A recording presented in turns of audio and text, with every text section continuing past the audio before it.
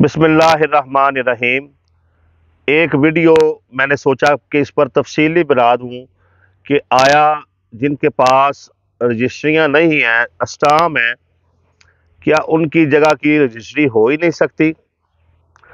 کیا یہ ہمیشہ جو ہے ایسے آگے اسٹام پر ہی سیل ہوگی؟ دیکھیں، بات یہ ہے کہ آپ کے پاس جو اسٹام ہے آپ اس میں چیک کریں۔ ایک چیز آپ نے آج اپنا اسٹام نکالنا ہے، اس میں چیک کرنا ہے کہ اس میں کھیوٹ نمبر، خطونی نمبر، خسرہ نمبر اس طرح سے کچھ درج ہے یا نہیں درج ہے۔ یہ جگہ جو ہے یہ شاملات آبادی دے کی ہے یا یہ جگہ جو ہے یہ ملکیت ہے؟ ٹھیک ہے جی۔ اگر آپ دیکھتے ہیں کہ آپ کے اسٹام میں کھیوٹ خطونی لکھا ہوا ہے تو آپ یہ سمجھ لیں کہ یہ جو جگہ ہے یہ مالکی والی جگہ ہے، اور اگر یہ مالکی والی جگہ ہے تو اس کی رجسٹری ہو سکتی ہے۔ سب سے پہلی بات یہ کہ آپ یہ کہتے ہیں کہ بھئی ہم نے آگے جس بندے سے خریدی تھی جگہ اس نے بھی اسٹام پہ ہی خریدی ہوئی تھی، اور آگے جس نے اس کو بیچی تھی اس نے بھی اسٹام پہ بیچی تھی۔ مطلب یہ ہے کہ دو تین ہاتھ جو ہے یہ جگہ اسٹام پر ہی بک چکی ہے، تو میرے پاس بھی اس کا اسٹام ہے تو رجسٹری کیسے ہوگی؟ ایک اس چیز کو سمجھتے ہیں، پھر اس سے آگے مزید سمجھاتا ہوں۔ دیکھیں، اگر جگہ جو ہے وہ رجسٹری والی ہے اور دو تین ہاتھ بک چکی ہے اور آپ کے پاس وہ دو تین ہاتھ بکنے کے اسٹام بھی موجود ہے، تو آپ نے کیا کرنا ہے؟ آپ نے عدالت میں کیس کرنا ہے۔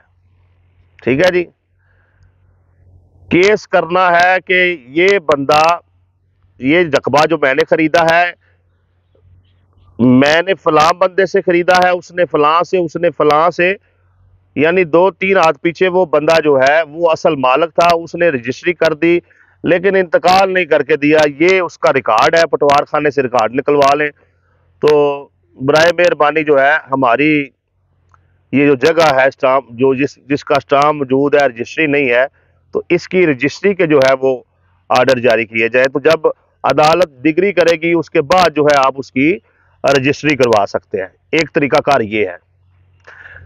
ایک طریقہ کار یہ ہے کہ دو تین ہاتھ بکی ہوئی ہے تو آپ کے پاس سارے ریکارڈ جو ہے وہ اس کا موجود ہے، تو آپ وہ جو پہلا بندہ ہے اس پر ہی کیس کر دیں گے کہ اس نے رجسٹری تو کر کے دی لیکن آگے انتقال نہیں کر کے دیا، تو یہ آگے آگے ایسے ایسے بکی ہے دو تین لوگوں کو، تو اب جو ہے اس کا انتقال جو ہے وہ درج کیا جائے۔ یعنی اگر آپ کی جگہ جو ہے وہ رجسٹری والی ہے، خواہ وہ دو ہاتھ آگے بکی ہے یا تین ہاتھ آگے بکی ہے، آپ کیس کر کے عدالت میں ڈگری کروا کر بعد میں اس جگہ کی رجسٹری کروا سکتے ہیں، خواہ ایسی جگہ کو 50 سال ہی کیوں نہ گزر گئے ہوں۔ ایک بات۔ دوسری بات،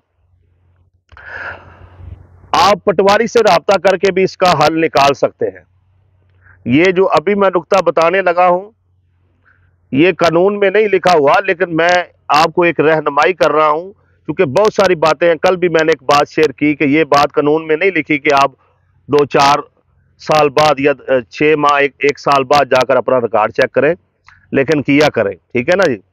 تو ایسے بہت ساری باتیں جو ہیں وہ قانون میں نہیں لکھی، لیکن ان میں کچھ فائدہ ہو جاتا ہے، انسان کو کچھ ریلیف مل جاتا ہے۔ دیکھیں، آپ نے ایک جگہ جو ہے وہ خریدی، جگہ رجسٹری والی تھی لیکن آپ کے پاس اس کا صرف اسٹام ہے۔ ٹھیک ہے جی؟ اب وہ بندہ فوت ہو چکا ہے، اس کے بیٹے بھی بات نہیں سن رہے، آپ عدالت بھی نہیں جانا چاہتے، تو آپ پٹواری سے رابطہ کریں۔ اب پٹواری کیا کرے گا؟ آپ کے پاس چونکہ رجسٹری موجود ہے تو پٹواری جو ہے وہ اس کے کھاتے سے اتنا رقبہ جو ہے وہ جب نئی جمع بندی بنائے گا اس کو کاٹ دے گا۔ رجسٹری چونکہ موجود ہے، اسٹام موجود ہے، تو پٹواری کیا کرے گا کہ وہ اس کھاتے کا کھیوٹ چیک کرے گا، کھیوٹ چیک کر کے آپ کو اس کھیوٹ سے ایک بندہ دے دے گا، یہ بندہ ہے۔ اس کے ساتھ وہ خود سے بھی ریٹ مرلے کا طے کر سکتا ہے، آپ سے بھی وہ ڈائریکٹ بھی بندہ دے سکتا ہے۔ تو اب کیا کرنا ہے کہ اس بندے نے وہاں سے رقبہ جو ہے وہ اپنا سیل کر دیا ہوگا، اس کے گلیوں وغیرہ میں نمبر پڑے ہوں گے۔ ٹھیک ہے نا جی. تو ایک تو آپ کے پاس وہ اسٹامپ جو ہے وہ موجود ہے. دوسری بات یہ ہے کہ یہ بندہ اپنا رقبہ بیچ چکا ہے, اس کا کسی کے پاس جھگڑا نہیں, اور آپ نے جو جگہ خریدی ہوئی ہے وہ بھی جس مالک نے بیچی ہے اس نے اپنی مالکی بیچی ہوئی ہے, اس کا بھی کسی کے ساتھ کوئی جھگڑا نہیں ہے.